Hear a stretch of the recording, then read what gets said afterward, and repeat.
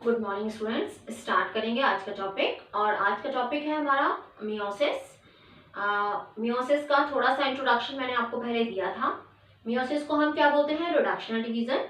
तो इसमें भी जो सेल मियोसिस कहाँ होती है ये भी मैं आपको बताई थी कि जो गोनाड्स होते हैं, टेस्टिस, गोनाड्स यानी जो जर्मिनल सेल्स होती हैं, ये जर्मिनल सेल्स कहाँ पर प्रेजेंट है? जहाँ पर गैमीट की फॉर्मेशन होनी है, जैसे टेस्टिस है, ओवरी है, या प्लांट्स में अगर हम बात करें तो एंथर के अंदर जहाँ माइक्रोस्पोर मदर सेल होती है, या मेगास्पोर मदर सेल जहाँ से जो है फीमेल गैमीट बनेगा, तो वहां पर ये जो है मियोटिक मदर सेल प्रेजेंट होती है जिनमें मियोसिस होती है और गैमीट की फॉर्मेशन होती है। इसको हम बोलते हैं रिडक्शनल डिवीजन, क्योंकि इसमें क्रोमोसोम नंबर हाफ हो जाता है। इसको हम बोलते हैं रिडक्शनल डिवीजन, क्योंकि ये मैंने आपको थोड़ा सा इंट्रोडक्शन में बताया था कि इसमें जो क्रोमोसोम नंबर है वो हाफ हो जाता है। तो पहले मैं आपको थोड़ा सा इसका जो है समरी टाइप में बताऊंगी ताकि आप उसको इजीली समझ लें, और उसके बाद फिर हम इसकी स्टेजेस करेंगे। तो इसमें भी सेल पहले इंटरफेस में एंटर करती है, जैसे माइटोसिस में आपने पढ़ा है G1 phase, S phase, G2 phase. इसमें भी होता है G1 फेज में प्रोटीन सिंथेसिस जो होनी है, आरएनए फॉर्मेशन होना है, न्यूक्लियोटाइड का फॉर्मेशन और सब कुछ होता है इसमें। S फेज में डीएनए का रेप्लिकेशन, सेंट्रियोल का डुप्लीकेशन सब कुछ होता है। G2 फेज में वापस से जो सेल ऑर्गेनल बच गए हैं डुप्लीकेट होने से, जैसे माइटोकॉन्ड्रिया, ईआर, गोल्जी, वो डुप्लीकेट होंगे, प्रोटीन की सिंथेसिस होगी। तो वो सारी फेजेस होने के बाद सेल किस में एंटर करती है? मियोटिक डिवीजन में, या जिसको हम बोलते हैं मियोसिस, या जिसको हम बोलते हैं रिडक्शनल डिवीजन। तो रिडक्शनल डिवीजन के बारे में मैं थोड़ा सा आपको बता दूं पहले कि किस टाइप से होता है। कि बेसिकली एक जो सेल है, इस सेल के अंदर मान लो ये 2 क्रोमोसोम प्रेजेंट है। स्टार्टिंग में तो वो जब इंटरफेज स्टेज में होते हैं, प्रोफेज से पहले, तो वो क्रोमेटिन नेटवर्क के फॉर्म में होते हैं जहां पर डीएनए डुप्लीकेट हो चुका होता है। तो उसमें क्या होता है, डीएनए डुप्लीकेट हो गया है वहां पर, तो क्रोमोसोम धीरे धीरे क्या होंगे, जब कंडेंस होंगे तो हमें इस तरह से उसकी 2 क्रोमेटिड्स दिखाई देंगी जो आपस में सेंट्रोमियर से अटैच्ड हैं। तो इस तरह की स्ट्रक्चर हमको दिखाई देती है। बेसिकली ये क्रोमोसोम तो 2 ही है, बट इसका क्या हुआ, डीएनए का डुप्लीकेशन हो गया है, तो हमें ये इस तरह की स्ट्रक्चर दिखाई दे रही है। तो ये डिप्लॉइड सेल्स के अंदर होती है मियोसिस। तो 2n हो गया, क्रोमोसोम नंबर डबल है, डिप्लॉइड सेल है। अब जब ये सेल डिवाइड होएगी तो 2 सेल बनेंगी, और 2 सेल में देखिए एक क्रोमोसोम इधर आ गया और एक क्रोमोसोम इधर आ गया। ठीक है, यहाँ 2n था, तो पहला क्या हुआ, रिडक्शनल डिवीजन, यानी जिसको हम बोलेंगे मियोसिस 1, जिसमें क्रोमोसोम नंबर आधा हो गया, एक क्रोमोसोम इधर चला गया, एक क्रोमोसोम इधर चला गया। यानी ये क्या हो गई, हैप्लॉइड सेल्स, जो गैमीट फॉर्मेशन के टाइम पर होता है। यानी जो गोनाड्स के अंदर जो गैमीट मदर सेल होती है, जैसे स्पर्मेटोगोनिया है या oogonia है, उनके अंदर ये प्रोसेस होती है। अब ये वापस से डिवाइड करेगी और 2 सेल बनेंगी इनसे, जैसे आपने माइटोसिस में देखा था वापस से। तो क्या होगा, आप देखो बेसिकली क्रोमोसोम तो एक एक ही आया है। देखो ये एक क्रोमोसोम है, ये एक क्रोमोसोम है, ये भी एक एक क्रोमोसोम है, पर यहाँ पर डीएनए का अमाउंट डबल है। यहाँ डीएनए का अमाउंट डबल है, क्रोमोसोम एक ही है। जब सेंट्रोमियर एक है तो आप सेंट्रोमियर को काउंट करके क्रोमोसोम काउंट कर सकते हो। तो यहाँ सेंट्रोमियर एक है, ये जो क्रोमेटिड्स है वो सेंट्रोमियर से अटैच्ड है, यानी डीएनए का अमाउंट डबल है, क्रोमोसोम एक है। तो ये क्रोमोसोम एक है, यहाँ भी क्रोमोसोम एक एक है, पर यहाँ पर डीएनए का डबल अमाउंट नहीं है। तो ये भी हैप्लॉइड सेल्स हैं, ये भी हैप्लॉइड सेल्स हैं। तो सेकेंड वाला डिवीजन क्या हो गया, एक तरह से इक्वेशनल हो गया, जिसको हम बोलेंगे मियोसिस 1। ठीक है, तो देखिए कैसे हो गया, हाफ हो गए क्रोमोसोम नंबर, यहाँ 2 थे, यहाँ एक बच गया। तो 4 सेल बनी जिनमें एक एक क्रोमोसोम है, तो क्रोमोसोम हाफ हो गए। यानी पहले में आप पढ़ोगे कि इस तरह से पहले में ही क्रोमोसोम का नंबर आधा हो चुका है। दूसरी वाली प्रोसेस सेम वैसी ही है जैसी आपने माइटोसिस में पढ़ी है, इसलिए उसको इक्वेशनल डिवीजन या मियोसिस 2 बोल रहे हैं हम इसको। ठीक है, तो क्रोमोसोम तो एक एक ही है, है, यहाँ पे भी क्रोमोसोम 1 था, ये डीएनए का अमाउंट डबल था। सेंट्रोमियर से आप काउंट करोगे, यहाँ भी इसके पास सेंट्रोमियर है, इसका सेंट्रोमियर, इसका सेंट्रोमियर है, बट डीएनए का अमाउंट डबल नहीं है। तो बेसिकली आपको ये पढ़ना है। तो अब हम देखते हैं कि मियोसिस 1 में क्या होता है और मियोसिस 2 में कौन कौन सी स्टेजेस होती है। ये बेसिकली अगर आपको ये समझ में आ गया तो आप इजीली मियोसिस को समझ जाएंगे। तो हम देखते हैं मियोसिस 1 की स्टेजेस क्या क्या है। फ्रेंड, मियोसिस 1 की स्टेजेस, तो मियोसिस 1 में वही सेम है, prophase 1, metaphase 1,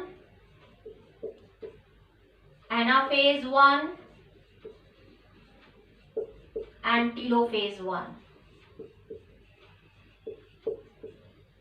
PM, meet and talk, ये मैंने आपको बताया था ट्रिक याद करने के लिए इन सीक्वेंस के लिए, पीएम, मीट एंड टॉक।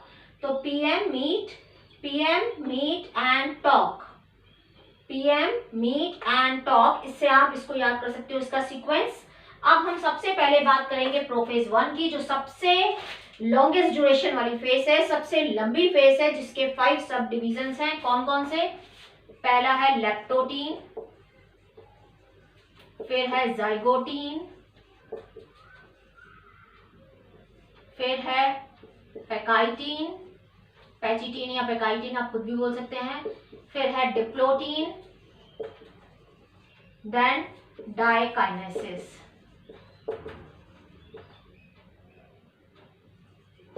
ठीक है, तो ये 5 सब स्टेजेस है प्रोफेज 1 की, leptotene, zygotene, pachytene, diplotene and diakinesis. तो इसको आप कैसे याद रख सकते हो? ले जोया पैकेट दे दे, ले जोया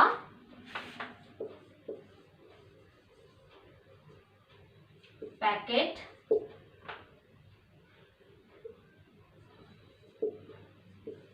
दे दे।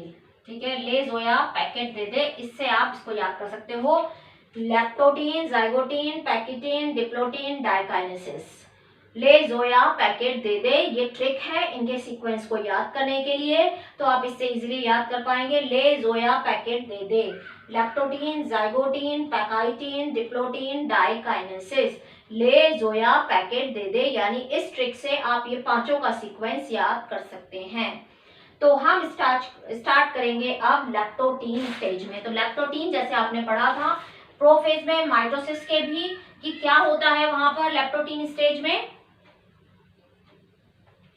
लैक्टोटीन स्टेज के अंदर इसमें क्या होगा, सेम वैसे ही जैसे पहले क्रोमोसोम क्या होते हैं, क्रोमेटिन थ्रेड के फॉर्म में होते हैं, लंबे लंबे धागे की तरह पड़े रहते हैं। उसके बाद जब ये लैक्टोटीन यानी लैक्टोटीन स्टेज में आती है, अब इसको आप कैसे याद रखें, लैक्टोटीन मतलब कंडेंसेशन स्टार्ट हो जाएगा। जैसे आपने माइटोसिस में प्रोफेज में देखा था कि कंडेंसेशन स्टार्ट हो गया था क्रोमोसोम्स के अंदर, तो जो क्रोमेटिन थ्रेड थे वो थोड़े थोड़े थिक होने लग गए थे, उनमें कॉइलिंग स्टार्ट हो गई थी। तो लैक्टोटीन में वो लिपटने लग जाएंगे, पास पास आने लग जाएंगे, लिपटने लग जाएंगे। तो लिपटना, लैक्टोटीन, लपेटना, लैक्टोटीन, लपेटना, लपेटना मीन्स कंडेंसेशन। तो उसके अंदर क्या होगा, क्रोमोसोम के अंदर कंडेंसेशन स्टार्ट हो जाएगा, न्यूक्लियर मेम्ब्रेन हो गई, और यहाँ पर जो क्रोमोसोम है वो उनके बीच में कंडेंसेशन स्टार्ट हो जाएगा, वो थोड़ा सा, और कॉइलिंग स्टार्ट हो जाएगी, जिससे वो थोड़ा थिक होने लग जाएंगे। ठीक है, तो अब वो इस तरह से दिखेंगे। पहले तो वो लंबे लंबे धागे की तरह से होते हैं, लंबे लंबे धागे की तरह से पड़े रहते हैं, उनको इस तरह से लंबे लंबे धागे होते हैं। धीरे धीरे उनमें कंडेंसेशन स्टार्ट होता है बहुत, और उससे पहले की स्टेज देखेंगे तो हमें इस तरह की स्टेज दिखाई दी थी, पहले हमने देखा था। तो इंटरफेस के बाद जब स्टार्टिंग हुई थी तो इस तरह की स्टेज थी, फिर धीरे धीरे उनमें कंडेंसेशन स्टार्ट हुआ। तो लैक्टोटीन में वो कंडेंसेशन स्टार्ट हो जाता है, वो थिक होना स्टार्ट हो जाते हैं, कॉइलिंग स्टार्ट हो जाती है। तो लैक्टोटीन से आप याद रखिए कि उनमें कंडेंसेशन यानी लिपटना स्टार्ट हो गए, यानी लपटने लग गए, यानी कॉइलिंग हो गई, कंडेंसेशन स्टार्ट हो गया लैक्टोटीन स्टेज के अंदर। फिर आती है जाइगोटीन। अब जाइगोट आप कैसे याद रखेंगे, जाइगोट से। तो जाइगोट के अंदर क्या होता है, आपको पता है कि स्पर्म और ओवा पास आते हैं, फ्यूज होते हैं, पास आते हैं फिर फ्यूज होते हैं, तभी जाइगोट बनता है। तो उससे आप याद रखिए कि जाइगोटीन के अंदर जो है होमोलोगस क्रोमोसोम, होमोलोगस क्रोमोसोम की पेयरिंग होगी। अब ये होमोलोगस क्रोमोसोम कौन से होते हैं, होमोलोगस क्रोमोसोम यानी एक जैसे, जो सिमिलर हो साइज में, शेप में, स्ट्रक्चर में, क्योंकि आधे क्रोमोसोम किसके होते हैं, मदर के, और आधे होते हैं फादर के। तो आधे मदर के और आधे फादर के होते हैं, और उनमें से जो क्रोमोसोम एक जैसे होते हैं, similar in size, shape, structure, वो आपस में पेयरिंग करते हैं, पेयरिंग करने लग जाते हैं। तो वो पेयर बनाएंगे अपना।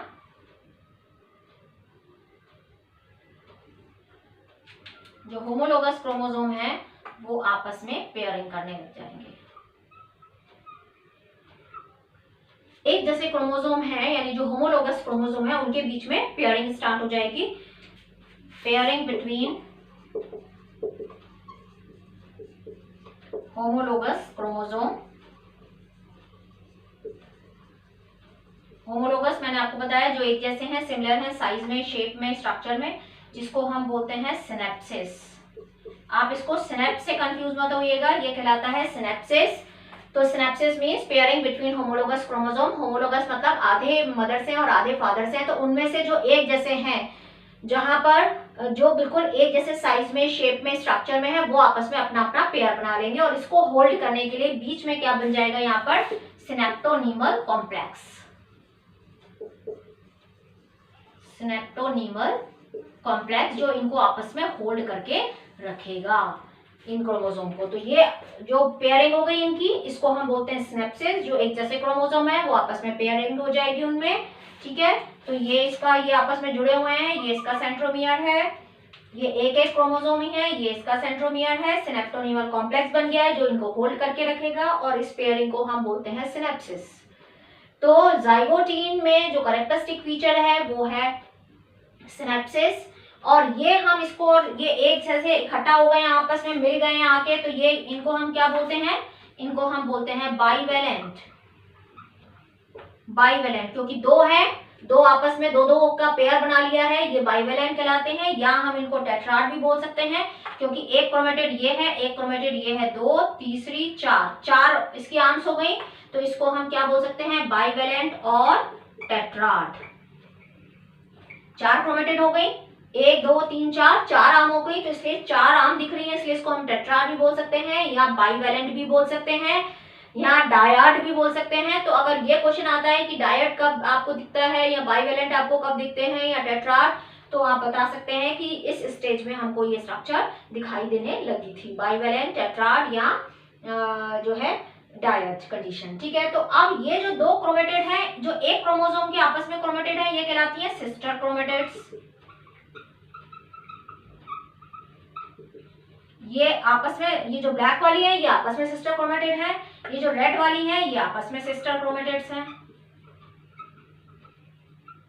ठीक है। बट एक रेड और एक ब्लैक, अगर हम इन दोनों को बोलेंगे तो क्या बोलेंगे, नॉन सिस्टर क्रोमेटिड्स। ये दोनों आपस में सिस्टर क्रोमेटिड है क्योंकि एक ही क्रोमोसोम की हैं, ये आपस में सिस्टर क्रोमेटिड है क्योंकि एक ही क्रोमोसोम की हैं। पर एक ब्लैक और एक रेड को अगर हम बोलें तो इन दोनों को मिला के हम क्या बोलेंगे, नॉन सिस्टर क्रोमेटिड्स।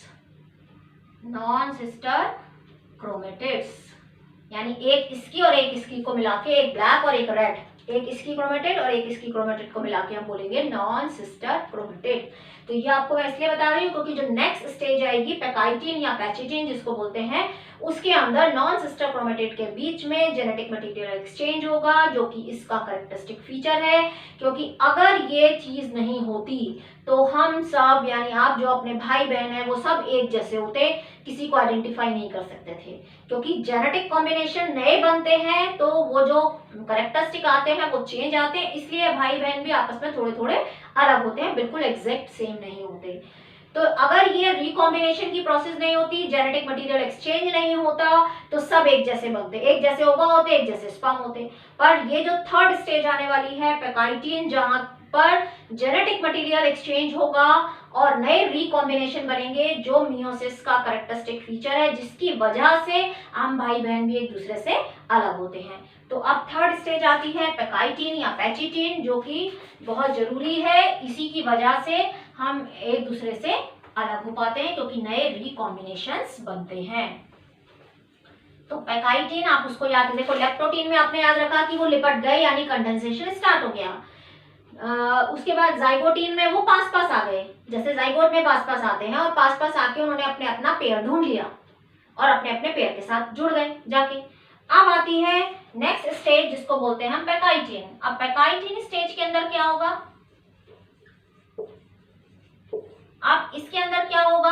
पैकाइटिन स्टेज में, पैकाइटिन या पैचिटिन बोल सकते हैं, इसमें क्या बनेंगे, पैचेस, पैचेस बनेंगे, मतलब ये आपस में पेयरिंग जो किए थे वो उनके बीच में जेनेटिक मटेरियल एक्सचेंज होगा। तो एक अगर हम होमोलोगस क्रोमोसोम बनाते हैं इस तरह से,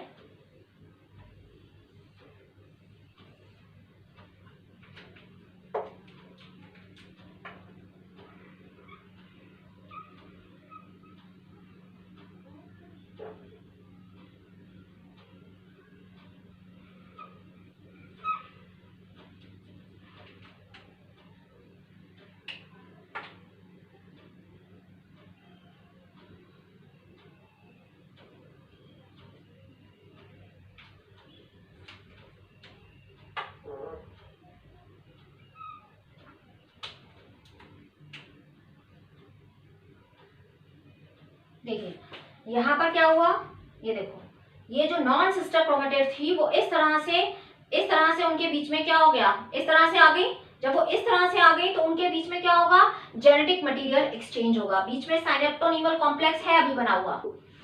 ये जो नॉन सिस्टर क्रोमेटिड्स हैं, ये नॉन सिस्टर क्रोमेटिड के बीच में जेनेटिक मटेरियल एक्सचेंज होगा, नए रिकॉम्बिनेशन बनेंगे, और वो किसकी वजह से पॉसिबल हो पा रहे हैं, एक एंजाइम की वजह से जिसका नाम है रिकॉम्बिनेज। रिकॉम्बिनेज एंजाइम का काम ही है नए रिकॉम्बिनेशन बनाना, यानी जेनेटिक मटेरियल को एक्सचेंज करना। और ये जो जहां जेनेटिक मटेरियल एक्सचेंज होता है, exchange of genetic material between non sister chromatid is called crossing over. इस प्रोसेस को हम बोलते हैं क्रॉसिंग ओवर। क्रॉसिंग ओवर इसका कैरेक्टरिस्टिक फीचर है पैकाइटिन का, exchange of genetic material between non sister chromatid, यानी ये नॉन सिस्टर क्रोमेटिड के बीच में जेनेटिक मटेरियल का एक्सचेंज होना, उसको हम बोलते हैं क्रॉसिंग ओवर। ये क्वेश्चन आते हैं कि क्रॉसिंग ओवर कहाँ पर होती है, पेयरिंग कहाँ पर होती है, रिकॉम्बिनेशन कहाँ पे बनते हैं, कौन सा एंजाइम इसके लिए रिस्पॉन्सिबल है। तो रिकॉम्बिनेस इसके लिए रिस्पॉन्सिबल है, क्रॉसिंग ओवर होगा। तो ये पार्ट रेड वाले का थोड़ा सा ब्लैक में चला जाएगा और ब्लैक वाले का थोड़ा सा रेड में आ जाएगा। इस तरह से आप देखिए, ये अगर हम देखें इस तरह से, यहाँ रेड को मैं पूरा फिल कर देती हूँ ताकि आप उसको इजीली आइडेंटिफाई कर पाए।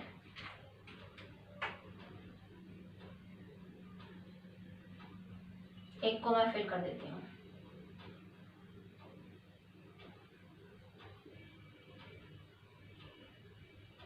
ठीक है, ये जब इस तरह से हो गया तो अब क्या होगा, देखो यहाँ पर एक्सचेंज होना है जेनेटिक मटेरियल, तो आधा वाला पार्ट इसका रेड का इसमें चला जाएगा, इसमें जाएगा रेड वाले में, इसमें जाएगा रेड का कुछ पार्ट, है ना, इसमें, और इसमें क्या आ जाएगा, कुछ पार्ट ब्लैक का आ जाएगा।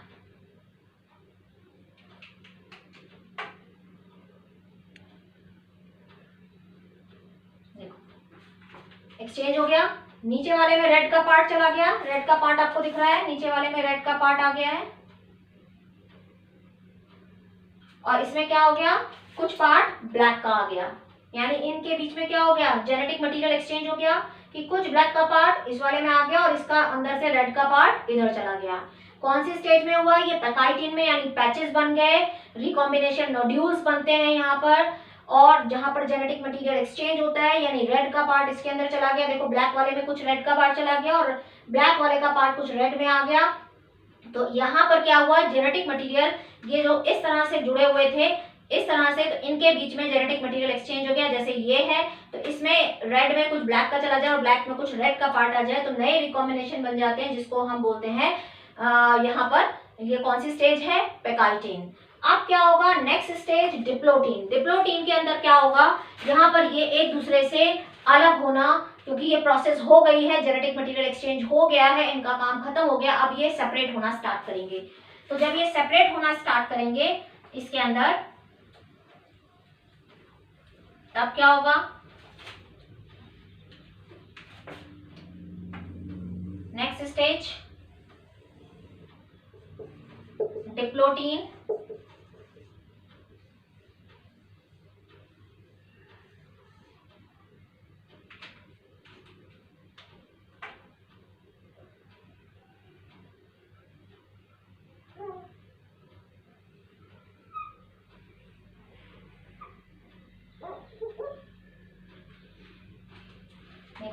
पर क्या आ गया था, ये ब्लैक का पार्ट आ गया था, ठीक है, और बाकी ये पूरा फिल था।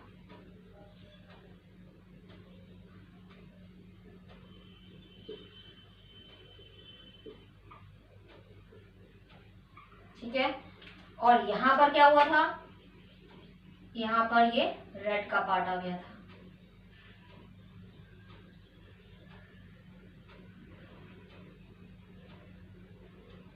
एक्सचेंज हो गया था जेनेटिक मटेरियल। अब यहाँ पर क्या दिख रहा है आपको, एक क्रॉस की तरह की स्ट्रक्चर दिखाई दे रही है, एक्स शेप की स्ट्रक्चर, एक्स शेप की इस तरह की। तो क्या होता है, ये बाकी जगह से तो सेपरेट होना स्टार्ट हो जाते हैं कि हमारा काम खत्म हो गया, अब हम जा रहे हैं अपने अपने उधर, अलग अलग हो रहे हैं। ठीक है, हम अब अलग हो रहे हैं, हमारा जो काम था, मेन काम हो चुका है। तो ये आपस से, क्योंकि इनके बीच का सिनेप्टोनिमल कॉम्प्लेक्स गायब हो जाता है, अब ये एक दूसरे से सेपरेट होना चाहते हैं, तो बस यहाँ पर जुड़े रहते हैं जहां पर इनका जेनेटिक मटेरियल एक्सचेंज हुआ था। तो एक्स शेप की स्ट्रक्चर बन जाती है, जिसको हम बोलते हैं काइजमेटा। जहां पर एक्स शेप की जो स्ट्रक्चर बनी रह जाती है, इस तरह की आपको दिखाई दे रही है एक्स शेप की स्ट्रक्चर, जिसको बोलते हैं काइजमेटा। बाकी जगह से ये धीरे धीरे खिंच के अलग होना स्टार्ट हो जाते हैं। तो ये जो एक्स शेप की स्ट्रक्चर बनी रह जाती है, जहां पर जेनेटिक मटेरियल एक्सचेंज हुआ था, इसको हम बोलते हैं काइजमेटा। बाकी जगह से ये सेपरेट होना स्टार्ट हो जाएंगे। नेक्स्ट स्टेज आती है डाइकाइनेसिस। जो डाइकाइनेसिस में टर्मिनलाइजेशन होगा, यानी ये जो एक्स शेप बना था, वो एक्स शेप भी खिंच के बिल्कुल कॉर्नर पे आ जाएगा, टर्मिनल पोजीशन पे आ जाएगा, धीरे धीरे वो भी डिसॉल्व होना स्टार्ट हो जाएगा। तो नेक्स्ट की लास्ट स्टेज यानी डाइकाइनेसिस, उसके अंदर क्या होता है, लास्ट स्टेज है डाइकाइनेसिस। तो डाइकाइनेसिस के अंदर क्या होता है कि जो न्यूक्लियर मेम्ब्रेन है वो डिसअपियर होना स्टार्ट हो जाती है। न्यूक्लियोलस, सारे सेल ऑर्गेनल्स जितने भी हैं वो सारे डिसअपियर हो जाते हैं। न्यूक्लियोलस है, न्यूक्लियर मेम्ब्रेन है, सारे जितने भी सेल ऑर्गेनल्स हैं सारे डिसअपियर हो जाते हैं। जैसा आपने माइटोसिस में, प्रोफेज में देखा था, सेम वैसे ही यहाँ पर भी होता है, सारे सेल ऑर्गेनल डिसअपियर हो जाते हैं, न्यूक्लियर मेम्ब्रेन, न्यूक्लियोलस सब कुछ डिसअपियर हो जाती है। और जो क्रोमोसोम है, वो क्रोमोसोम में यहाँ पर हमने जो देखा था, उनमें टर्मिनलाइजेशन होता है, यानी यहाँ पर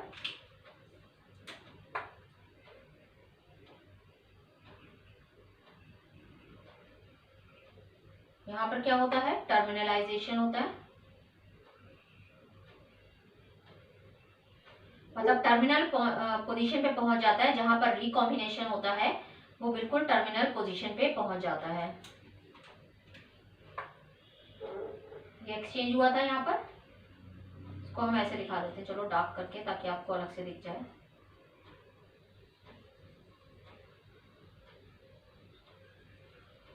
जहां पर एक्सचेंज हुआ था जेनेटिक मटेरियल, तो ये जो पॉइंट होता है जहां पर जेनेटिक मटेरियल एक्सचेंज हुआ था, वो पॉइंट जो है वो बिल्कुल टर्मिनलाइजेशन हो गया काइजमेटा का। यहाँ पे जो, जहां पर ये क्रॉसिंग ओवर हुआ था, वहीं पर खाली चिपके रहते हैं ये, जहां पर एक्सचेंज हुआ था। बाकी जगह से ये एक दूसरे से सेपरेट होने जाते हैं। जहां एक्स शेप स्ट्रक्चर में जुड़े रहते हैं वो काइजमेटा कहलाता है, वो अभी हमने डिप्लोटी में देखा। डाइकाइनेसिस में क्या होगा, ये वहां से भी सेपरेट होना चाहेंगे, बिल्कुल टर्मिनल पोजीशन पे खाली थोड़ा थोड़ा ही अटैच रह जाएंगे, बाकी जगह से बिल्कुल सेपरेट हो जाएंगे। और एंड तक पहुंचते पहुंचते जब डाइकाइनेसिस खत्म होने वाली होती है, यानी प्रोफेज 1 खत्म होने वाली होती है, प्रोफेज 1, तो ये बिल्कुल सेपरेट हो जाते हैं। और क्या होता है, एक इंपॉर्टेंट काम यहाँ पर और होता है कि जो सेंट्रियोल होता है, यानी सेंट्रोसोम जो है, वो अपोजिट पोल की तरफ मूव हो गया, इसमें एस्टर रेस बन गई, ये अपोजिट पोल की तरफ मूव कर जाता है, ये इस पोल की तरफ जाएगा, ये इस पोल की तरफ जाएगा, तो इस पोल की तरफ जाएगा और ये पोल पे पहुंच जाए। तो इस तरह से जो सेंट्रियोल है, या हम इसको बोल सकते हैं सेंट्रोसोम, तो बेसिकली जो सेंट्रोसोम है, तो ये अपोजिट पोल की तरफ मूव करने लग जाते हैं, क्योंकि स्पिंडल फाइबर की फॉर्मेशन स्टार्ट हो चुकी है। क्योंकि अब क्या होगा, इसके बाद मेटाफेज जब स्टेज आएगी तब ये स्पिंडल फाइबर के साथ अटैच होंगे। तो डाइकाइनेसिस में क्या क्या हुआ, डाइकाइनेसिस में एक तो जो सेंट्रोसोम से वो अपोजिट पोल की तरफ मूव करें, एस्टर रेस उसमें डेवलप हो चुके हैं, स्पिंडल फाइबर फॉर्मेशन स्टार्ट हो गया है, न्यूक्लियर मेम्ब्रेन, न्यूक्लियोलस, सारे सेल ऑर्गेनल सब कुछ डिसअपियर हो गए हैं। तो यहाँ पर बिल्कुल टर्मिनलाइजेशन हो गया, यानी जहां पर जेनेटिक मटेरियल एक्सचेंज हुआ था वो पोजीशन बिल्कुल टर्मिनल पोजीशन पे आ गई है, सिर्फ वहीं पर अटैच्ड है, बाकी जगह से ये सेपरेट हो गए हैं और धीरे धीरे एंड तक पहुंचते पहुंचते बिल्कुल ये डिसअपियर, ये जो है सेपरेट हो जाएंगे। तो अब हम देखते हैं कि मेटाफेज के अंदर क्या होता है।